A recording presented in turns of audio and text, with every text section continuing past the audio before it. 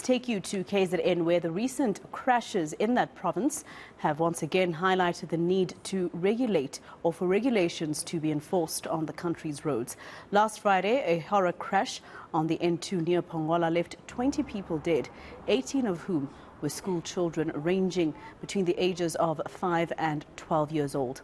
The community in the area has been calling for interventions for years, as the route has become notorious for truck-related accidents. The recent spate of truck-related accidents has sparked a debate around whether to move freight off roads and onto the rail again. Transport Minister Fikile Mbalula is in Pongola today to release an official accident report. Let's go to our reporter Lethiwe Mdluli, who's following that story. She joins us now for the latest. Lethiwe, what are officials in that particular area saying about the concern around accidents involving trucks? Well, Masako, actually, I'm joined by the Deputy Mayor of Pongolo. I will bring him in shortly, but at the moment we're actually on the N2 where that horror crash took place on Friday. We are, of course, waiting for the Transport Minister, Fikile Mbalula, to make his way to this accident scene, as we do believe that he will be delivering that accident report here at the accident scene. Of course, this is where the briefing will be taking place.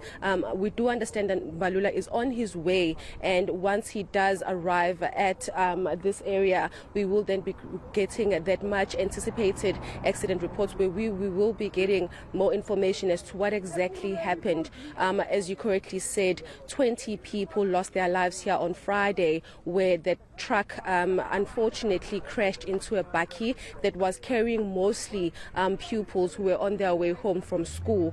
Right now, just to get a few answers from the local authorities or officials here in Pongolo, I'm now joined by the Deputy Mayor here in Pongolo, Lethiwe Mdluli. I want to bring him in and ask him these questions that a lot of residents have, Lethiwe, where they are saying that they've been raising the issue of the N2 for a really long time, saying that the stretch of the road is not safe, especially because it's used by trucks. As local government, what have you been doing for these past years when the residents were raising these concerns?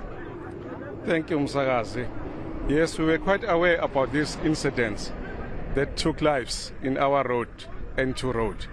And as a municipality leaders, we have been involving stakeholders, especially the week before last. We were using roadblocks, irregular roadblocks, and adding traffic officers to monitor the movement of the trucks here in N2 road. Yes, we were quite aware, and we are very concerned about the safety of our communities concerning the trucks moving up and down in N2.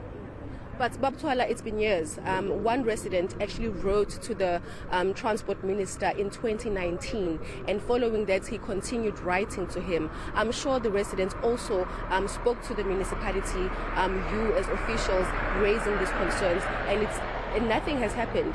You are talking about having roadblocks in the past 2 weeks, but this has been an ongoing issue for years. Yes, we are quite aware of that question.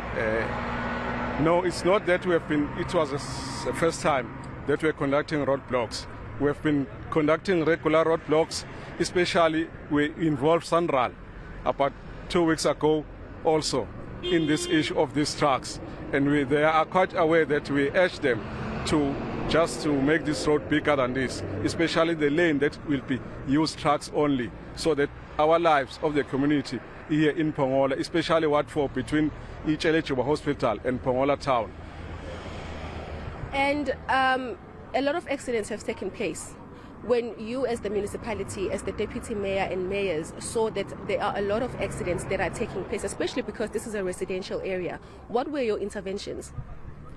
Yes, there are many accidents that happen in N2 road.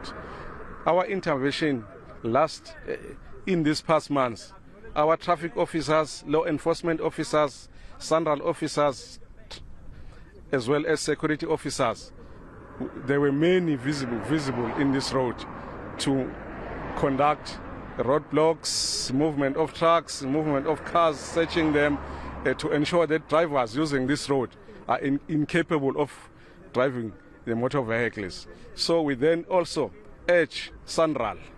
We are negotiating with them. These roads, if you can see on the right side of me, there are some marks that SANRAL are prepared to extend this road so that it will be bigger for the protection of other users, especially trucks. They must have their own lane, the driver, so that they can drive perfectly. When did these conversations with SANRAL actually begin? Did they begin just a few months ago, or it's something that has been ongoing for years? As a new council of this municipality, these negotiations have some few years back, but we are now talking to them gradually, and every day we are involving SANRAL. As you see the flag of SANRAL on my right-hand side, there are also members of SANRAL, even there are people from National for SANRAL. Even the Department of Transport were involved few years ago concerning these roads. Not that we have involved them in this incident only. I think the question from residents would be, why did it take such a horror crash to see action from officials? Why did it take 18 pupils dying on this horror crash, and also 2 adults dying in such a manner for you as local officials to take action? We see the drivers of the truck as the cruel one, and they are recklessly. They don't care about lives of our communities. Especially the driver is a very young person, inexperienced, not experienced at all. So we would like to engage traffic officers that they must check the licenses of truck drivers regularly and see their capability of driving trucks, that they are fit to drive trucks. Because this incident, even if it was a most experienced driver, it wouldn't happen, because it was a reckless, unacceptable at all. Thank you so much, Batwal. Thank you. So, Maseko, that is the Deputy Mayor here in Pongolo, Begi Twala, just basically taking us through their interventions. He's saying that over the past month, they have been conducting roadblocks on this stretch of the road. But of course, it doesn't answer the question why it took them so many years to respond to some of the concerns from the residents. Like I said, it's been over 3 years. Some of the residents have been raising the same issues of this road being unsafe. Of course, these questions will also be posed to the Transport Minister, who was the one that they wrote to, and he failed to answer some of those very, very important questions. And also, please, from the residents, we will be getting a chance to have a one-on-one with him where we will be posing these questions. All right, Lethiwe Mdluli live for us in Pongola, where that horrific accident happened. Let's take you